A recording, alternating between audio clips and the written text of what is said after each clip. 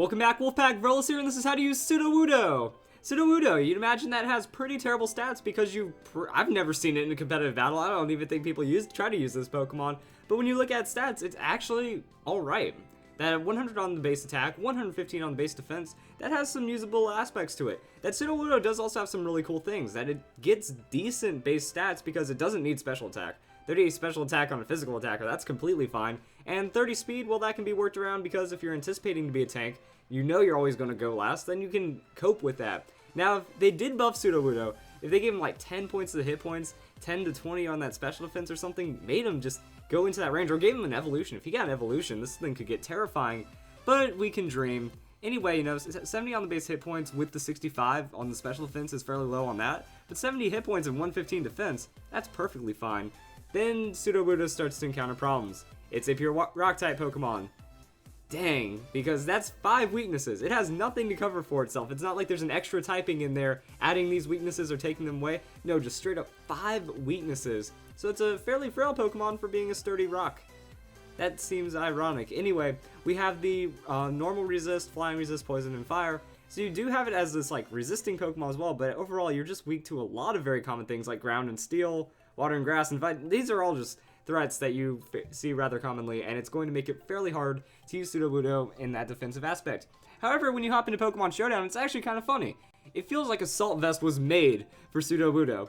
That you have a Pokemon with decent hit points, fairly good defense, actually very good defense, and not a lot of special defense. You slap Assault Vest on it, now it's good defense, good special defense, good hit points, and already has a base attack to rely on that's going to be fairly solid. That with the Adamant Nature, we actually start to pull some decent stats. That you don't have to invest in the defense, but you can take some points off of attack if you really feel like it, or you could just run a defensive nature.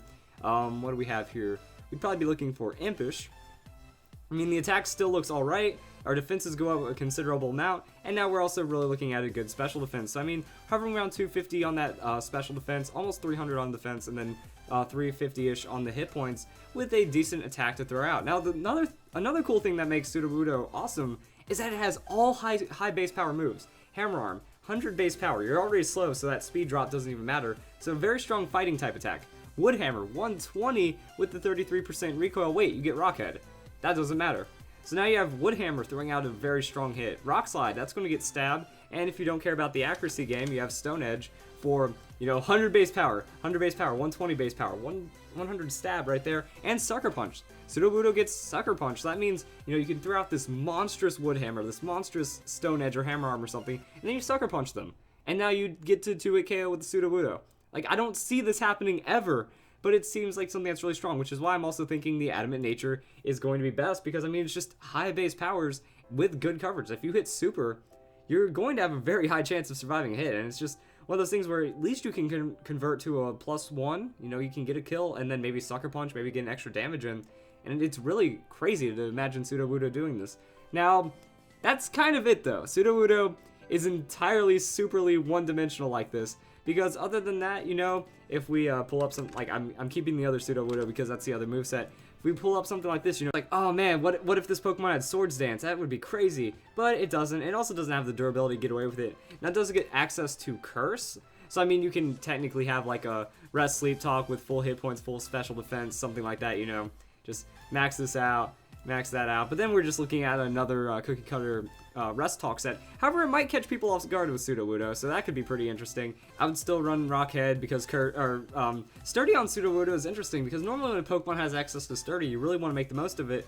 But it is so tanky that I wouldn't be too worried. Now, a very strong Water type or Grass type attack will knock you out. So that is a problem. Now, if you do want to run Sturdy, Sudowoodo gets Stealth Rocks. So, I mean, you have a Stealth Rock, Sucker Punch Pokemon that might be able to throw out a nice Stone Edge or something on top of that. I would go for the hit point attack investment, that way you make the most of it after you set up Stealth Rocks, and the Sturdy is at least going to guarantee that with a little bit of damage from the Sucker Punch. So then Sudowoodo also has just other access moves that it can use. Ice Punch, Fire Punch, Thunder Punch, Earthquake. Earthquake, you know, 100 base power, very strong, reliable move, but then you also have Elemental Punches, so you can kind of incorporate this into the moveset however you feel. That, you know, if you don't want to... I'm trying to figure out what move you would want to take off, because all these are very strong moves. You know, getting grass coverage on a random rock-type Pokemon kind of works out really well.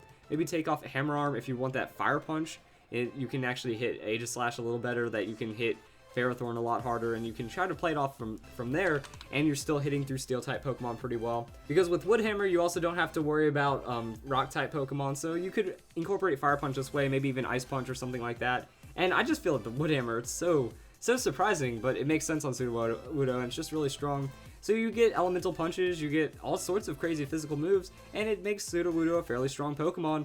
But it's just like, has these little pieces, it's like a 5-move slot syndrome kind of Pokemon. And also if you think about it, this is very usable in doubles. That in doubles, you put it behind a Trick Room, you give it like a Life Orb and Protect, and now you can just have high base damage coverage moves while being really slow, and an Unsuspecting tree. Hey wait, it's supposed to be an Unsuspecting tree.